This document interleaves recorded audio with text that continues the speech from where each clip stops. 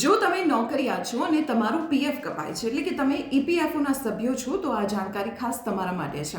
કારણ કે આજકાલ એવું બની રહ્યું છે કે લોકો નાની નાની જરૂરિયાતો માટે પણ પીએફ અકાઉન્ટમાંથી પૈસા ઉપાડે છે. કારણ કે ઉપાડની પ્રોસેસ ખૂબ જ સરળ થઈ ગઈ છે. જો તમે પણ આવું કરી રહ્યા છો તો સાવધાન થઈ જજો. કારણ કે ઈપીએફઓ દ્વારા એક ખાસ નોટિફિકેશન જાહેર કરવામાં આવ્યું છે. આ નોટિફિકેશન ઈપીએફઓએ તેના ઓફિશિયલ જે સોશિયલ મીડિયા પ્લેટફોર્મ છે તેના પર જાહેર કર્યું છે અને એક ખાસ એલર્ટ આપ્યું છે. કારણ કે જો ખોટી રીતે તમે ખોટા કારણો આપીને પૈસાનો ઉપાડ કર્યો અને તેનો ઉપયોગ અન્ય જગ્યાએ કર્યો તો તમારી સામે ઈપીએફઓ દંડાત્મક કાર્યવાહી કરી શકે છે.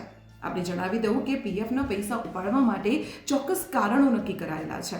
જેમ કે ઘર ખરીદવું છે, લગ્ન કરવું છે, શિક્ષણ છે કે પછી હેલ્થ ઇમરજન્સી છે કે કુદરતી આપત્તિ. જો આ કારણો આપીને તમે પૈસાનો ઉપાડ કર્યો પરંતુ તેનો ઉપયોગ અન્ય જગ્યાએ કર્યો તો તમારી સામે ઈપીએફઓ દંડાત્મક કાર્યવાહી કરશે. ઈપીએફઓ દ્વારા સ્પષ્ટ કહી દેવામાં આવ્યું છે કે જો કોઈ સભ્ય આવી રીતે ખોટી રીતે પીએફના પૈસાનો ઉપયોગ કરશે તો તેની પાસેથી 3 મહિનાની અંદર વ્યાજ સહિત પૂરેપૂરી રકમ વસૂલ કરવામાં આવશે.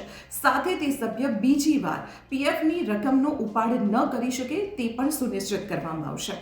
આપણે જણાવી દઈએ કે ઈપીએફઓના આ નિર્ણય પાછળનો ઉદ્દેશ માત્ર તેના સભ્યોનું ભવિષ્ય સુનિશ્ચિત અને સુરક્ષિત કરવાનું છે અને પીએફના પૈસાનો ખોટી રીતે ઉપયોગ ન થાય તે પણ સુનિશ્ચિત કરવાનું છે.